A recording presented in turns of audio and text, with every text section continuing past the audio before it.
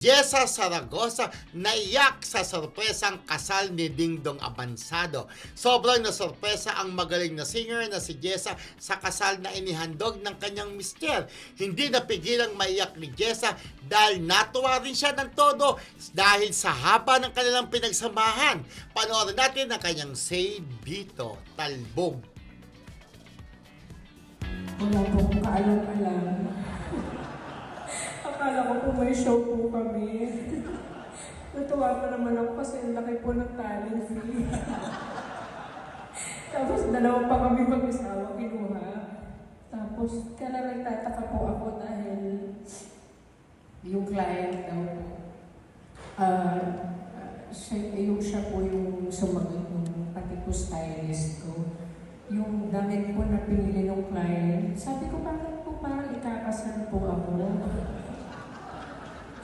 Eh, syempre yun po yung gusto ng client, kaya okay lang po. Pagpunta po dito, nag-vocalize pa po ako.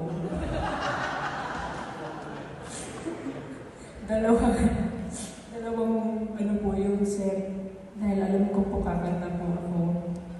Kami po dalawa.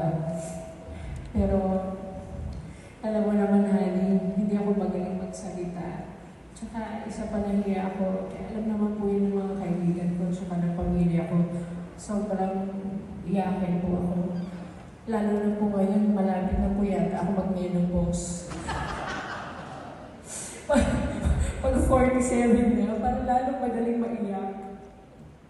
Pero gusto ko lang pasalamatan ka. Honey, nagabala ka pa. Alam mo naman, di ako mahilig sa mga party. Simple lang gusto ko, basta kasama kita, tsaka yung anak natin. Kahit grab food lang, okay na. Thank you for loving me.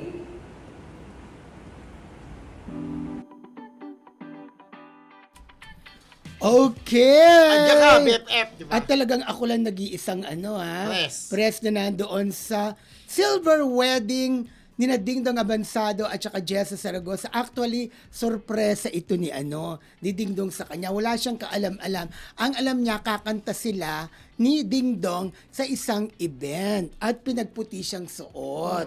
So pagdating doon, biglang sinuutan siya ng nilagyan ng Na belo belo, at oo. saka ng kasal-kasal. Correct. Still, nagtaka si Jessa, ano to, ba't parang ikakasal ako ulit? Di ba? Parang Kasi gano'n. for sure naglalaro na yung isipan isip niya. Ang ginanap yan sa The Atrium sa Andoran. Yes, sa may doon. Taguig, di ba? Correct. Andoran. Sa BGC.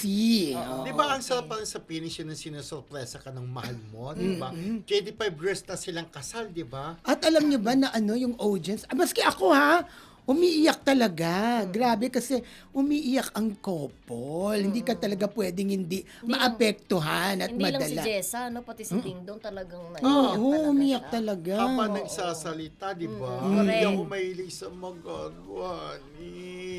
Sabi Ano, hindi naman ganun pagkakasuot. Totoo naman talaga yon. Oo. Pero alam mo, malaki ang nagastos doon kasi sosyale ng ang venue. Si Dingdong ang gumastos talaga. Pero siyempre, I'm sure alam ni Jada. Oo, alam ni Jada. Siyempre, kontsabahan sila, di ba? Kakuntsaba ni Dingdong ang kanilang anak na si Ako Jada. bigla ko naalala tuloy si Zorin Legaspi tsaka si Carmina Actually, Villaruel. gusto ko yung kasal na yun, surprise. Na si Tito Boy, nandun pa rin siya nag-interview, di ba, kay Carmina. Ganun din, parang ganito din. Kasi nakasara ang pinto. Hindi pa pumapasok si Jessa. Akala niya, pinahawak na siya ng mic sa labas. Akala niya, kakanta na. Ladies and gentlemen, the one and only phenomenal diva, Miss Jessa Saragosa. Pagpasok niya, ay, ano ba ito? Ay, yung bisita. Ganon, oo. Nagulat siya. Tapos, pagpasok niya, sabay, lagay ng belo. Sabay, anong tawag Ay, ng na. mahaba? Oo, yung mahabang parang anong gown. tawag Yung doon? pagkasal. Ayun. yun na yun. At yun na nga, humagulgol na siya nung iyak noon. Yes, siyempre, Sinalubong siya ni ni Jada, tapos nakaabang sa kalayuan si Ding Dong. Pero ang paano kaya na pag ano yun, na pag naging sikreto? Kasi syempre, nakikipag-coordinate ka dun sa wedding Wedding coordinator, planner, yung oo. wedding planner. Ang galing nung mag-ama na itago. Ang galing talaga na mag-ama Diba? Oo. ni na Ding Dong at saka ni Jada. At habang wala pa si Jessa na doon sa loob ng venue, abala sa pag-istima ng bisita si Jada. Napakaganda niya.